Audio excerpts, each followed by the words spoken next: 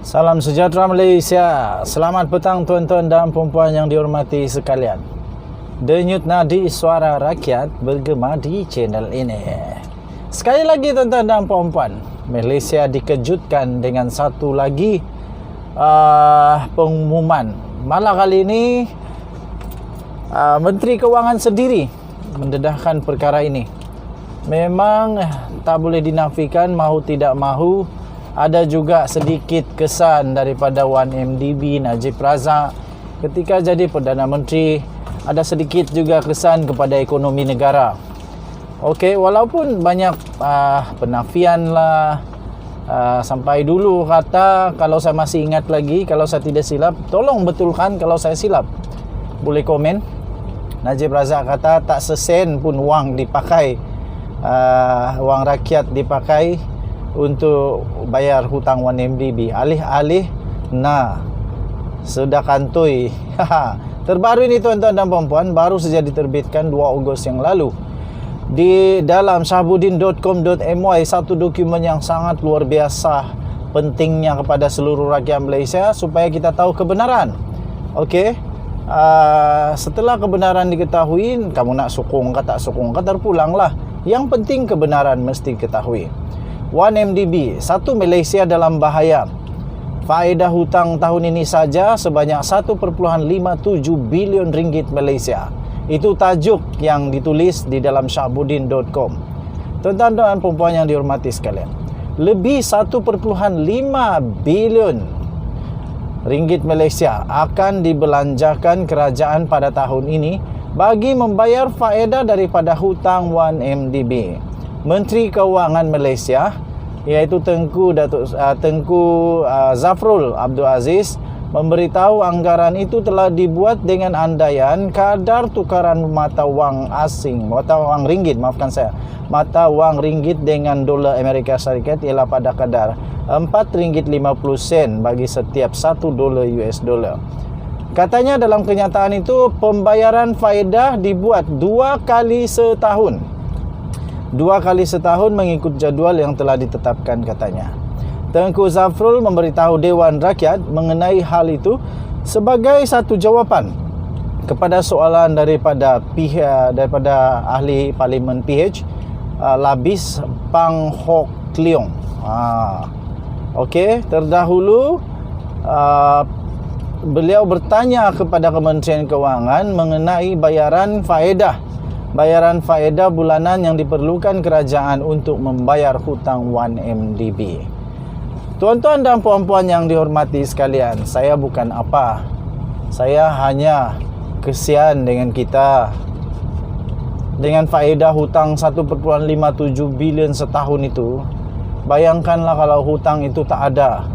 Berapa banyak boleh dibuat? Berapa banyak hospital, berapa banyak sekolah, berapa banyak jalan raya, berapa banyak klinik, berapa ramai orang-orang susah dapat dibantu di Malaysia. Okey, so nak buat macam mana? Dah jadi, kena bayarlah. Dah jadi hutang, takkan tak bayar pula. Jadi ada sedikit kesian jugalah bagi pemimpin-pemimpin yang ada pada sekarang ini, kerana mereka pula yang terpaksa pening kepala menjawab media, menjawab rakyat untuk soalan-soalan yang berkaitan dengan hutang ini. Sebelum ini media telah melaporkan setakat 30 Jun yang lalu baki komitmen hutang 1MDB ialah sebanyak 32 sebanyak 32.08 bilion. 32.08 bilion baki, tuan-tuan dan puan-puan yang dihormati sekalian. 32 bilion ini banyak, tuan-tuan dan puan-puan. Kalau 32 bilion ini bukan hutang, bukan faedah, ini belum lagi dia punya prinsipal. Ini baru faedah. Jadi kalau 32 bilion faedah ini digantikan dengan membantu rakyat, membantu ekonomi negara Malaysia, waduh, hebat sungguh. Saya fikir kampung-kampung yang tiada air, kampung-kampung yang tiada jalan raya yang bagus, tempat-tempat pedalaman yang memerlukan line internet, line telefon yang bagus untuk pelajaran, untuk berkomunikasi, akan dapat banyak manfaat. Lepas itu, pedalaman-pedalaman yang memerlukan kedai-kedai yang lebih moden, peningkatan ekonomi kepada petani-petani, membantu subsidi petani, semua itu dapat dibuat kalaulah 32 bilion faedah ini tidak dalam tanggungan. Tapi apa boleh buat, sudah jadi tanggungan, buat sajalah yang terbaik untuk negara Malaysia. Kata Tengku Zafrul, di antara April tahun 2017 dan Mei 2022, kerajaan telah menyalurkan bantuan kewangan dalam bentuk pinjaman atau pendahuluan yang berjumlah sebanyak 10.85 bilion melalui Kementerian Kewangan dan Menteri Kewangan yang diperbadankan MOF INC untuk melunaskan komitmen hutang dan faedah 1MDB. Zafrul berkata sehingga 30 Jun yang lalu, jumlah dana 1MDB yang berjaya diperolehi semula ialah sebanyak 19.28 bilion, termasuk dalam pelbagai mata wang seperti dolar Amerika Syarikat, dolar Singapura dan dolar Australia. Syukurlah sebab dapat juga 19 bilion. Itu dah cukup bagus.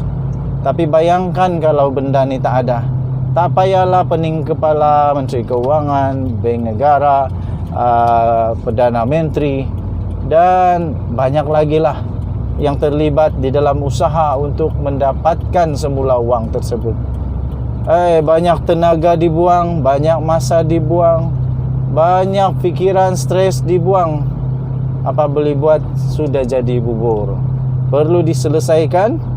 Nanti kalau tak selesai, mana ada orang berani lagi mau datang di Malaysia untuk melabur. Tapi syukurlah kerajaan keluarga Malaysia sekarang ini melalui Perdana Menteri nampaknya berusaha bersungguh-sungguh.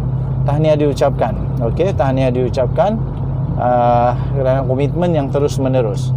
Saya mendoakan supaya Tengku Zafrul terus sihat untuk dapat berkomitmen menjalankan tanggungjawab dalam usaha untuk mengembalikan, membawa balik semula sebanyak mungkin wang 1MDB tersebut semula ke negara Malaysia. Dan saya juga berharap kes 1MDB ini dapat segera diselesaikan.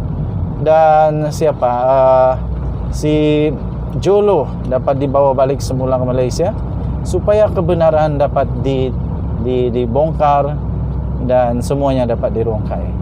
Denyut nadi suara rakyat bergema di channel ini. Kita jumpa lagi. Selamat pagi Malaysia. Bye bye.